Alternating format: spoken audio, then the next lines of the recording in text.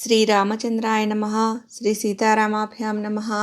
శ్రీమద్ వాల్మీకి రామాయణము సుందరకాండము 53వ సర్గము. రాక్షసులు హనుమంతుని తోకకు నిప్పంటించి నగరములో త్రిప్పుట. మహాబలశాలి అయిన రావణుడు దేశకాలములకు అనుగుణముగా తన తమ్ముడు పలికిన వచనములను విని అతనితో ఇట్లు నుడివెను. నీవు చెప్పినది యుక్తమే. దూతను వధించుట నిజముగా నింద్యమే. ఈ వానరుని వధించుట మాని వీనిని మరి ఒక రీతిగానైనను శిక్షించియే తీరవలెను. వానరులకు వాలముపై మక్కువ ఎక్కువ, అదియే వారికి అలంకారము. వెంటనే ఇతని వాలమునకు నిప్పు అంటించుడు. ఇతడు కాలిన వాలముతో వెళ్ళిపోవును. తిరిగి వెళ్ళిన పిమ్మట అంగవికార బాధచే దీనుడయ్యున్న ఇతనిని మిత్రులు, ఆప్తులు, బంధువులు, సుహృదులు మొదలగు వారందరూ చూచెదరు. మండుచున్న తోకతో ఈ కోతిని కోడళ్లయందును పురమునందంతటను త్రిప్పుడు అని రావణుడు రాక్షసులకు ఆజ్ఞాపించెను. రాక్షసులు ఆ రావణుని ఆదేశవచనమును విన్నంతనే కోపోద్రిక్తులై హనుమంతుని వాలమునకు చినిగిపోయిన నూలు వస్త్రములు తక్కిన గుడ్డలను చుట్టిరి. ఆ వానరోత్తముడు తన వాలమునకు రాక్షసులు బట్టలు చుట్టినప్పుడు వనములలో మోడువారి ఎండియున్న చెట్లకు అంటుకొనిన అగ్నివలే వృద్ధి చెందెను. ఆ రాక్షసులు ఆయన వాలమును నూనెతో తడిపి దానికి నిప్పంటించిరి. వెంటనే అతడు రోషావేశముతో కోపోద్రిక్తుడై బాలసూర్యుని వంటి ముఖకాంతులతో తేజరిల్లుచూ మండుచున్న తన వాలముతో ఆ రాక్షసులను పారద్రోలెను. రాక్షసులెల్లరునూ అందుకు సంతోషించి బాగుగా మండుచున్న ఆ హనుమంతుని తోకను వినోదముగా చూచుటకై స్త్రీలతో, బాలురతో, వృద్ధులతో గూడి అచటికి చేరిరి. క్రూరులైన ఆ రాక్షసులందరూ కలిసి ఆ వానరోత్తముని దృఢముగా బంధించిరి. ఆ బంధముల నుండి బయటపడగల సామర్థ్యమున్ననూ అప్పుడా వీరుడు సమయస్ఫూర్తితో తగు విధముగా ఆలోచించి ఆ బంధములలోనే ఉండిపోయెను. ఈ రాక్షసులు నన్ను బంధించినను వారేమియూ చేయజాలరు. కావున నేను ఈ పాశములను త్రెంచుకొని ఆకాశమునకెగిరి వీరిని చంపివేసెదను. నా స్వామి అయిన శ్రీరాముని కార్యసిద్ధికై ప్రయత్నించుచున్న నన్ను ఈ దుర్మార్గులు రావణుని ఆజ్ఞతో బంధించిరి. నేను వారికి కలిగించిన కష్టనష్టముల ముందు ఇది ఏమాత్రమూ లెక్కలోనికి రాదు. యుద్ధమునందు రాక్షసులనందరినీ ఎదుర్కొనుటకు నేనొక్కడనే చాలుదును. శ్రీరాముని ప్రీతికై ఈ బంధనమును నేను సహించెదను.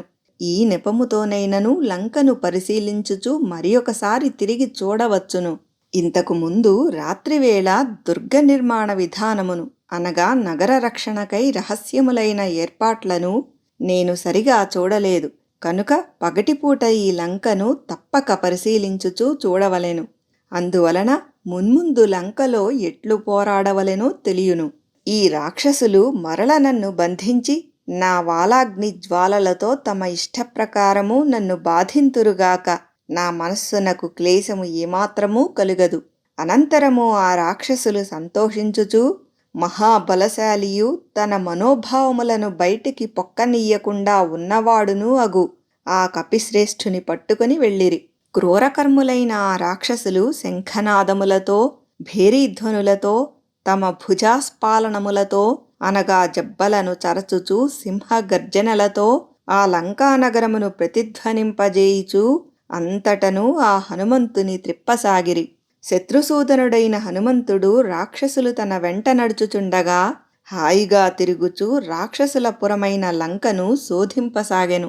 అంతటా ఆ వానరోత్తముడు విచిత్రములైన రాజప్రాసాదములను, గుప్తములైన భూగృహములను, బాగుగా తీర్చిదిద్దబడిన వీధుల కోడళ్లను పరికించుచూ చూచెను. గృహములతో ఇరుకుగానున్న వీధులను, కోడళ్లను, విశాల మార్గములను, చిన్న చిన్న సందులను, రహస్య ద్వారములు గల చిన్న గృహములను, ఆకాశమునంటుచున్న ఎత్తైన భవనములను ఆ మారుతిగాంచెను. రాక్షసులందరూ 4 వీధుల కోడళ్లయందు, 4 స్తంభముల మంటపములయందును, రాజమార్గమునందును ఈ వానరుడు గూఢచారి చూడండి చూడండి అని చాటుచుండిరి. మంటలతో గూడియున్న వాలముగల ఆ హనుమంతుని చూడగోరిన వారై ప్రతి గృహము నుండియు స్త్రీలు, బాలురు, వృద్ధులు కుతూహలముతో బయటికి వచ్చిరి. ఆ హనుమంతుని వాలాగ్రము మండుచుండగా వికృత నేత్రలైన రాక్షస స్త్రీలు ప్రియమైన ఆ విషయమును సీతాదేవితో ప్రస్తావించిరి. ఓ సీతా, ఇంతకు ముందు ఎర్రని ముఖము గల ఒక వానరుడు నీతో మాట్లాడియున్నాడు కదా. అతని వాలమునకు నిప్పంటించి రాక్షసులు అతనిని నగరమంతయు త్రిప్పుచున్నారు.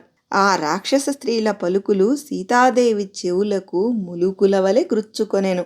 అప్పుడు ఆమె తనను రావణుడు అపహరించిన నాటి బాధకులోనై విలవిలలాడుచూ అగ్నిదేవుని ప్రార్థించెను. విశాలాక్షియు సాధ్వియు అయిన సీతాదేవి హనుమంతుని క్షేమమును అనగా శుభములను కోరుచూ అగ్నిదేవునకు ఇట్లు విన్నవించెను. నేను పతిసేవాపరాయణనే అయినచో, తపమాచరించి ఉన్నచో, నేను నిష్కలంక పతివ్రతనైనచో, ఓ అగ్నిదేవా, హనుమంతుని చల్లగా చూడుము. దేవా, నేను ఏమాత్రమైనను ధీమంతుడైన ఆ శ్రీరామప్రభువు యొక్క దయకు నోచుకొని ఉన్నచో, నా పుణ్యఫలము ఏ కొంచెమైనను మిగిలియున్నచో మారుతిని చల్లగా చూడుము. ధర్మాత్ముడైన నా స్వామి నన్ను సచ్చీల సంపన్నగా భావించినచో, తన సమాగమమునకై నేను 1000 కన్నులతో ఎదురుచూచుచున్నట్లు ఎరింగినచో, ఓ హవ్యవాహన వాయుసూనుని చల్లగా చూడుము. పూజ్యుడు సత్యసంధుడు అయిన సుగ్రీవుడు నన్ను ఈ దుఃఖ సముద్రము నుండి గట్టెక్కింపగలడేని, ఓ వైశ్వానరా ఆంజనేయుని చల్లగా చూడుము. సీతాదేవి యొక్క ప్రభావమున హనుమంతునకు క్షేమము కలుగును అని తెలుపుచున్నాడా అనునట్లుగా తీక్షణమైన అగ్ని నెమ్మదిగా ప్రదక్షిణపూర్వకముగా ప్రజ్వలింపసాగెను. హనుమంతుని తండ్రి అయిన వాయుదేవుడు కూడా కపీశ్వరుని వాలాగ్నితో కూడియుండి సీతాదేవి ప్రభావమున మారుతికి స్వస్థత చేకూరునట్లు మంచుగాలి వలె చల్లగా వీచెను.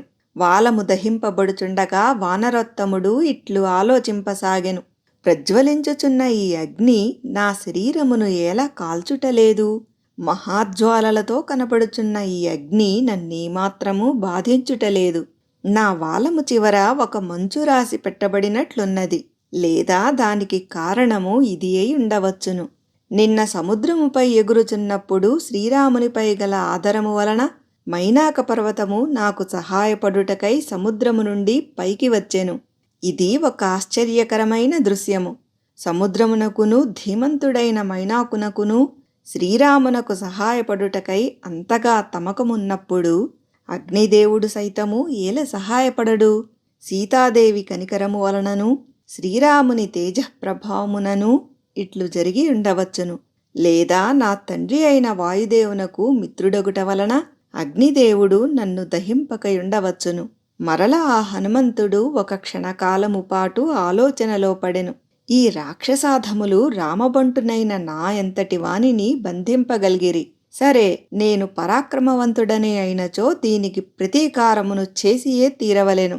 అంతట మహాబలశాలి అయిన హనుమంతుడు ఆ బంధములను ఛేదించుకొని వేగముగా ఆకాశమునకెగిరి పెద్దగా గర్జించెను. అప్పుడు సర్వశుభలక్షణ సంపన్నుడైన హనుమంతుడు పర్వత శిఖరము వలె ఉన్నతమైనదియు రాక్షస సంచారము లేనిదియు అగు లంకానగర ముఖద్వారము మీదికి ఎక్కెను. ప్రతిభాశాలి అయిన మారుతి పర్వతమంత ఎత్తునకు ఎదిగి క్షణములో మరల చిన్న రూపమును పొంది ఆ బంధములను వదిలించుకొనెను. ధీశాలి అయిన మారుతి బంధ విముక్తుడైన వెంటనే మరల పర్వత సదృశుడై అటునిటు పరికించి చూడగా ఆయన దృష్టి తోరణద్వారము మీదనున్న ఇనుప గుదియపై పడెను. మహాబాహు అయిన ఆ మారుతి ఆ ఇనుప గుదియను తీసుకొని ఆ ద్వార రక్షకులనందరినీ సంహరించెను. యుద్ధమున వీరవిహారమునర్చి రాక్షసులను పరిమార్చిన హనుమంతుడు మరల లంకను పరికించి చూడసాగెను. అప్పుడతడు బాగుగా మండుచున్న వాలాగ్ని జ్వాలలతో ఒప్పుచూ కిరణతేజపుంజములతో విలసిల్లుచున్న సూర్యుని వలె తేజరిల్లెను. వాల్మీకి మహర్షి విరచితమై ఆదికావ్యమైన శ్రీమద్ రామాయణమునందలి సుందరకాండమునందు ఇది 53వ సర్గము.